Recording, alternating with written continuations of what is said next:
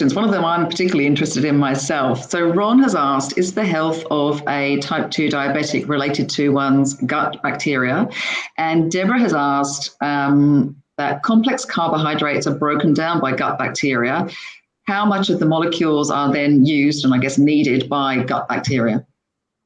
Okay, so to the first question, so is type 2 diabetes related to gut bacteria, so on and so forth? So your gut bacteria depends on what you eat.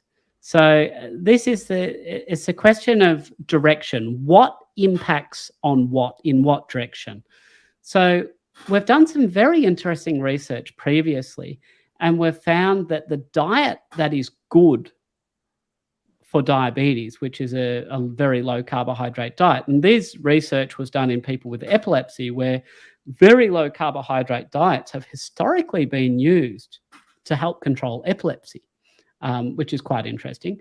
And they've actually found that patients on these very low carbohydrate diets actually had what was considered to be a healthy gut bacteria. So the health of a type 2 diabetic is, let's flip the question. So one's gut bacteria is related to the diet or the health of the person. So if you're on a healthy diet, then you'll get what we call this healthy microbiome.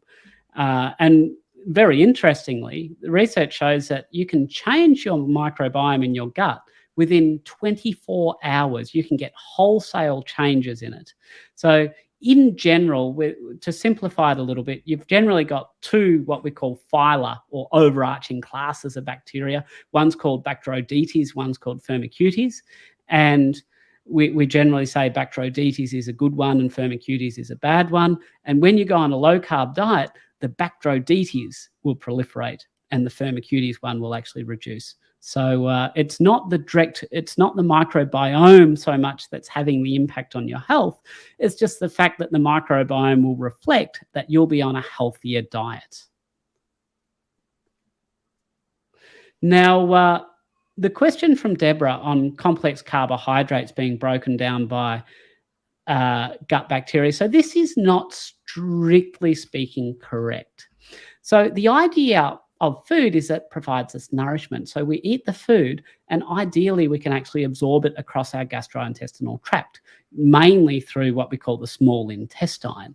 Now, if we're unable to digest something because it might be like fiber, or we might be lactose intolerant, and lactose is a carb that's a combination of two sugars, then if we can't digest it, then there's bacteria in the end part of our gastrointestinal tract, the colon, that will digest it for us.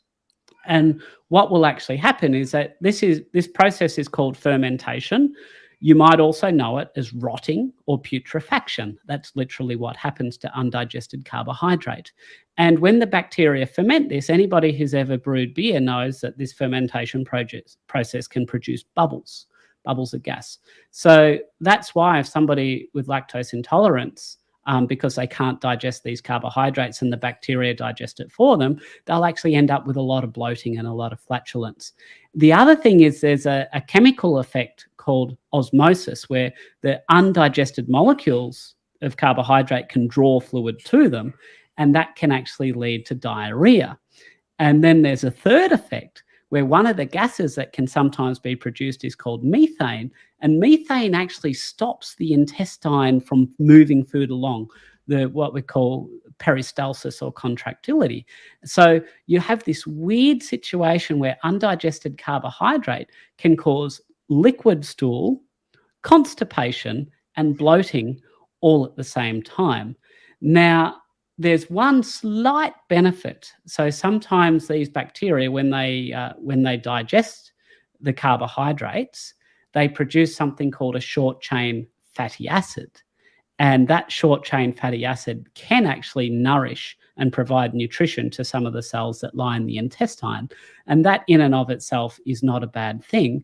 But unfortunately, a lot of people suffer side effects from undigested carbohydrates. So basically, if you have a malabsorption disorder, let's say, for example, your gut doesn't release the enzymes you need to digest food, that means rather than your body absorbing the nutrients, the bacteria get a free feed instead. And when the bacteria get a feed, it's usually unpleasant for you.